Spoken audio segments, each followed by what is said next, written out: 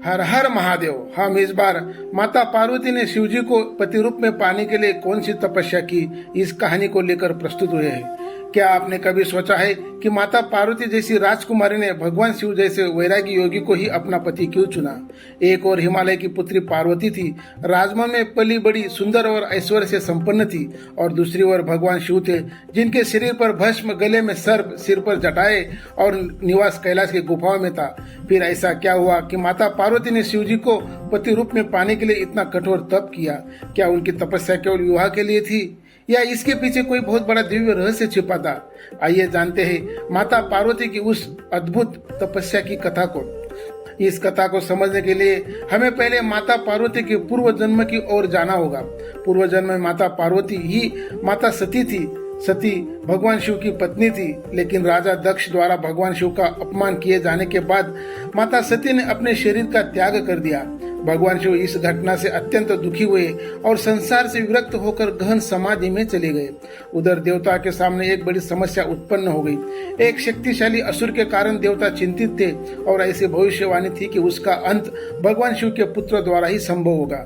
लेकिन भगवान शिव तो संसार से विरक्त होकर समाधि में लीन थे, इसलिए देवताओं को चिंता हुई कि शिवजी का विवाह कैसे होगा। समय बीता। माता सती ने हिमालय राज और माता मैना के घर पुत्री के रूप में जन्म लिया। उनका नाम रखा गया पार्वती। कहा जाता है कि बचपन से ही पार्वती जी के मन में भगवान शिव के प्रति विशेष आकर्षण और भक्ति थी। वो शिव जी की पूजा करती, उनका ध्यान करती और मन ही मन उन्हें अपना पति मान चुकी थी। उनकी माता मैना चाहती थी कि उनकी पुत्री का विवाह किसी राजकुमार से हो, लेकिन पार्वती जी के मन में तो केवल एक ही नाम था, महादेव।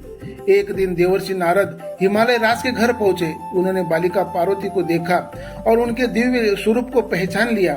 नारद जी ने कहा, राजन, आपकी पुत्री साधारण कन्या नहीं है, इनके जीवन का उद्देश्य अत्यंत महान है। फिर नारद जी ने पार्वती जी से भगवान शिव के विषय में बताया। उन्होंने कहा, यदि तुम भगवान शिव को पति रूप में प्राप्त करना चाहती हो तो तुम्हें कठोर तपस्या करनी होगी। पार्वती जी के मन में ये बात पहले से ही दृढ़ थी। उन्होंने निश्चय किया, मैं केवल भगवान शिव को ही पति रूप में स्वीकार करूंगी। पार्वती जी ने अपने माता पिता से अपनी इच्छा प्रकट की। माता मैना चिंतित हो गई। उन्होंने कहा, बेटी, शिवजी तो कैलाश पर रहने वाले योगी है, उनके पास न राजमहल है न सांसारिक ऐश्वर्य। लेकिन पार्वती जी ने शांत स्वर में कहा, माता, मुझे ऐश्वर्य नहीं चाहिए, मेरे लिए भगवान शिव ही सब कुछ है। उनका संकल्प देखकर हिमालय राज ने उन्हें तपस्या करने की अनुमति दे दी और फिर शुरू हुई एक ऐसी तपस्या जिसने तीनों लोगों को भी आश्चर्यचकित कर दिया। पार्वती जी वन में चली गई। उन्होंने भगवान शिव का ध्यान करना शुरू किया। वो घंटों तक ध्यान में बैठती, भगवान शिव का नाम जपती। उनके मन में केवल एक ही भावना थी, महादेव ही मेरे आराध्य है। कहा जाता है कि प्रारंभ में उन्होंने फल और कंद मूल का सेवन किया। कुछ समय बाद उन्होंने केवल पत्तों पर जीवन बिताना शुरू किया और धीरे धीरे उन्होंने पत्तों का भी त्याग कर दिया। इसी कारण उन्हें एक प्रसिद्ध नाम मिला, अपर्णा, अर्थात वो जिसने पत्ते का सेवन तक नहीं किया है। समय बीतता गया, ऋतुएं बदलती गई रही। कभी भयंकर गर्मी पड़ती, कभी वर्षा होती और कभी कड़ाके की ठंड। लेकिन पार्वती जी अपने संकल्प से विचलित नहीं हुई। वो कभी ध्यान में बैठती, कभी भगवान शिव का नाम जपती और कभी कठोर साधना करती। उनका शरीर तपस्या से कमजोर होता गया, लेकिन उनका मन और अधिक मजबूत होता गया। उनके लिए तपस्या का अर्थ केवल कष्ट सहना नहीं था, उनकी पूरी चेतना भगवान शिव में समर्पित हो चुकी थी। भगवान शिव पार्वती जी की भक्ति से परिचित थे, लेकिन उन्होंने उनकी दृढ़ता की परीक्षा लेने का निश्चय किया। एक दिन भगवान शिव ने एक ब्राह्मण का रूप धारण किया और पार्वती जी के सामने पहुंचे। उन्होंने पूछा, देवी, आप इतनी कठोर तपस्या क्यों कर रही हो? पार्वती जी ने उत्तर दिया, मैं भगवान शिव को पति रूप में प्राप्त करने के लिए तपस्या कर रही हूँ। ब्राह्मण ने कहा, शिव? फिर वो भगवान शिव की आलोचना करने लगा। उसने कहा, वो तो भस्म धारण करते हैं, उनके गले में सर्प है, वो शमशान में रहते हैं, उनका कोई राजसी वैभव ही नहीं है। आप जैसी राजकुमारी को उनसे विवाह करने की क्या आवश्यकता है? भगवान शिव के रूप में आए उस ब्राह्मण की बातें सुनकर भी पार्वती जी विचलित नहीं हुई। उन्होंने कहा, आप मेरे आराध्य की निंदा न करें। जिसे संसार भस्म समझता है वो मेरे लिए पवित्रता का प्रतीक है। जिसे संसार सर्प समझता है वो मेरे लिए शिव जी की शक्ति का प्रतीक है। जिन्हें संसार वैरागी कहता है वही मेरे लिए समस्त संसार के स्वामी है। फिर पार्वती जी ने कहा, मैंने अपने मन में है उन्हें पति रूप में स्वीकार कर लिया है। अब संसार की कोई भी शक्ति मेरे संकल्प को बदल नहीं सकती।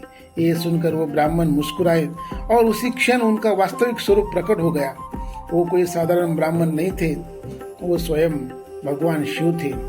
भगवान शिव पार्वती जी के सामने अपने दिव्य स्वरूप में प्रकट हुए। पार्वती जी ने उन्हें देखकर हाथ जोड़ लिए। उनकी आंखों में भक्ति के आंसू आ गए। भगवान शिव ने कहा, देवी, तुम्हारी तपस्या और तुम्हारी भक्ति से मैं प्रसन्न हूँ। तुमने मुझे केवल पाने के लिए तपस्या नहीं की, बल्कि अपने संपूर्ण अस्तित्व को मेरे चरणों में समर्पित कर दिया। फिर भगवान शिव ने पार्वती जी को वरदान दिया कि वो उन्हें पति रूप में स्वीकार करेंगे। पार्वती जी की वर्षों की तपस्या सफल हो गई। जब ये समाचार हिमालय राज के घर पहुंचा तो पूरे परिवार में आनंद छा गया। देवताओं को भी इस दिव्य विवाह की प्रतीक्षा थी। सभी देवता, ऋषि, मुनि और दिव्य शक्तियां विवाह में सम्मिलित होने के लिए तैयार होने लगे। भगवान शिव अपनी बारात लेकर हिमालय राज के घर पहुंचे, लेकिन शिव जी की बारात देखकर वहां उपस्थित लोग आश्चर्यचकित रह गए। उनके साथ देवता ही नहीं, भूत, प्रेत और विभिन्न गण भी थे। भगवान शिव स्वयं भस्म लगाए हुए थे और उनके गले में सर्प थे। माता मैना ने शिव जी का यह रूप देखा तो वो घबरा गई, लेकिन बाद में देवताओं ने उन्हें भगवान शिव के वास्तविक दिव्य स्वरूप का दर्शन कराया। अंततः भगवान शिव और माता पार्वती का विवाह संपन्न हुआ। ये विवाह केवल दो व्यक्तियों का विवाह नहीं था, ये था शिव और शक्ति का मिलन। शिव बिना शक्ति के निष्क्रिय माने जाते हैं और शक्ति बिना शिव के अपने पूर्ण स्वरूप में प्रकट नहीं होती। इसलिए शिव पार्वती का मिलन संसार में संतुलन और सृजन का प्रतीक माना जाता है। माता पार्वती की कथा हमें बताती है कि सच्ची तपस्या केवल शरीर को कष्ट देना नहीं है। तपस्या का वास्तविक अर्थ है अपने लक्ष्य के प्रति अटूट निष्ठा, मन को नियंत्रित करना, अहंकार को त्यागना और अपने आराध्य के प्रति पूर्ण विश्वास रखना। पार्वती जी के सामने अनेक कठिनाइयां आई, लेकिन उन्होंने अपने संकल्प को नहीं छोड़ा, इसलिए उनकी भक्ति को आदर्श माना जाता है। माता पार्वती हमें सिखाती है कि यदि जीवन में कोई महान लक्ष्य हो तो केवल इच्छा करना पर्याप्त नहीं है। उसके लिए धैर्य चाहिए, अनुशासन चाहिए, समर्पण चाहिए और सबसे महत्वपूर्ण विश्वास चाहिए। लेकिन इस कथा का अर्थ ये नहीं कि हर इच्छा को पाने के लिए स्वयं को कष्ट देना जरूरी है। सच्ची तपस्या का अर्थ है अपने भीतर के लोभ, अहंकार, क्रोध और अस्थिरता पर विजय प्राप्त करना है। माता पार्वती ने भगवान शिव को केवल इसलिए नहीं चुना क्योंकि वो देवादिदेव थे। उन्होंने शिव के बाहरी रूप से आगे जाकर उनके वास्तविक स्वरूप को पहचाना। उन्होंने संसार के ऐश्वर्य की जगह आध्यात्मिक सत्य को चुना। उनकी तपस्या हमें यही संदेश देती है, जिस लक्ष्य को सच्चे मन, धैर्य और समर्पण से साधा जाता है, उसके मार्ग में आने वाली कठिनाइयां अंततः साधना का हिस्सा बन जाती है।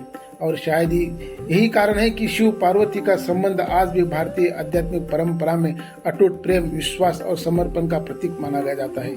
हर हर महादेव, जय माता दी, जय माता पार्वती। वीडियो को लाइक और शेयर कर